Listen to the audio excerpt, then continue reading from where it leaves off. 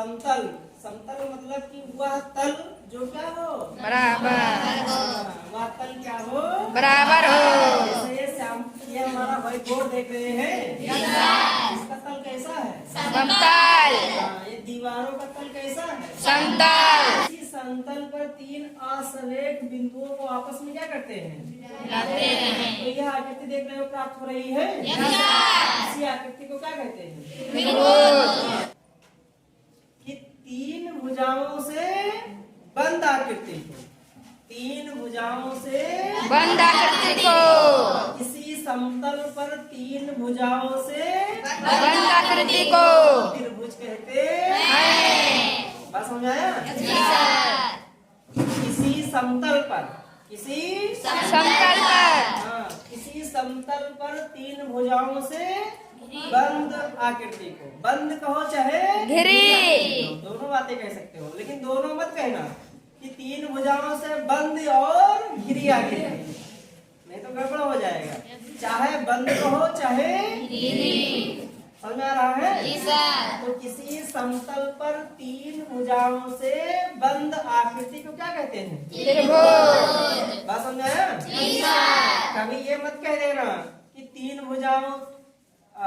भुजाओं वाली आकृति को क्या कहते हैं, त्रिभुज। त्रिभुज। जैसे तीन भुजा आपने कह दिया कि हाँ तीन भुजाओं वाली आकृति क्या कहलाती है, त्रिभुज। आपको ही बनाए दीजिए भैया, एक भुजा, द्विभुजा और कै भुजा होगी, ये बी सी और डी, तीन भुजा तो है, एक भुजा ए बी, दूसरा का बी सी और तीसरा भुजा सी डी। अब बताओ त्रिभुज है, बोलो। तो तीन भुजाओं वाली आकृति त्रिभुज नहीं होती है, तीन भुजाओं से बंद आकृति क्या कहलाती है, त्रिभुज। बात समझ आ रहा है? बोलिए। हाँ, तो थोड़ा सा डल है हमारा, ये तीन भुजाओं से एक घिरी आकृति है, इसको क्या कहते हैं, इसको क्या कहते हैं, त्रिभुज। बात समझ आया? तो त्रिभुज क्लियर, बोलिए। अब देखो जैसा भी हम लोग हैं, हमारा शरीर पूरा है ना, तो शरीर में सभी अंगों के नाम अलग अलग हैं। ये हमारा क्या है, हाथ। ये क्या है, हाथ है, मुंह है, पैर, सब क्या होते हैं ना। तो ऐसे त्रिभुज में भी अंग होते हैं, बात समझे? उन अंगों का नाम, अब इसमें हाथ तो है नहीं कि मुंह, हाथ, मुंह, नाक, इसके अंगों का कुछ दूसरा नाम है, क्या नाम है? जैसे यहाँ पर देख रहे हो तीन बिंदु, शुरुआत में हमने तीन बिंदु लिया था, एक बिंदु ये और दूसरा और तीसरा इन्हीं बिंदुओं को तो मिलाया था। यानी यहाँ पर देखो, इस बिंदु पर देखा जाए तो एक भुजा ए बी और दूसरा भुजा ए सी, दोनों इस बिंदु पर मिल रहे हैं कि नहीं मिल रहे हैं? भुजा ए बी और भुजा ए सी, ये दोनों किस बिंदु पर मिल रही है, बिंदु ये पर मिल रही है। ऐसे यहाँ पर दो भुजाएं मिल रही है ना, यानी और यहाँ पर दो भुजाएं मिल रही हैं। तो ये जो बिंदु है, इन बिंदुओं को हम कहते हैं त्रिभुज का शीर्ष। त्रिभुज की क्या कहते हैं, शीर्ष। शीर्ष। तो इसमें कितने शीर्ष दिखाई दे रहे हैं, तीन। कितने शीर्ष दिखाई दे रहे हैं, तीन। तो भुजाएं हमारी कितनी थी, तीन, और शीर्ष कितने हैं, तीन। भुजाओं की संख्या कितनी है, तीन, और शीर्षों की संख्या तीन। बात समझ रहे हैं? यानी एक त्रिभुज में तीन भुजा और तीन शीर्ष, ये तो हमारी भुजाएं हैं।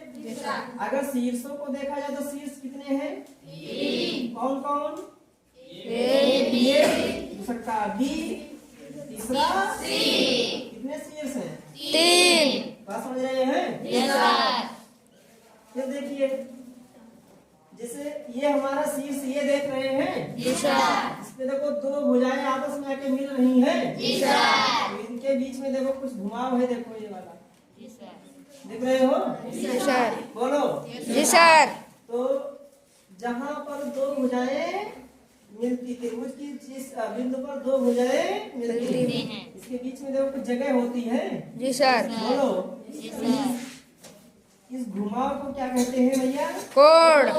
क्या कहते हैं, समझ पा रहे हैं, बोलो। कोण लिखना जानते हैं? जी सर। कोण का कैसे? ये हमारा क्या है? कोण। कोण का चिन्ह है। जी सर। ये क्या है? कोण का चिन्ह। यहाँ पर लिखेंगे कोण ये।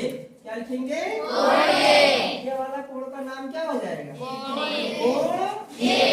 हमको कोण लिखने की जरूरत नहीं है अगर ये चिन्ह बना देंगे। इसका मतलब होगा कि कोण ये। बस समझ पा रहे हैं? जी सर। तो इसमें कोणों की संख्या कितनी है? 3। कितने कोण हैं? 3। कौन कौन से? A B C. यानी कोणों की संख्या कितनी है? 3।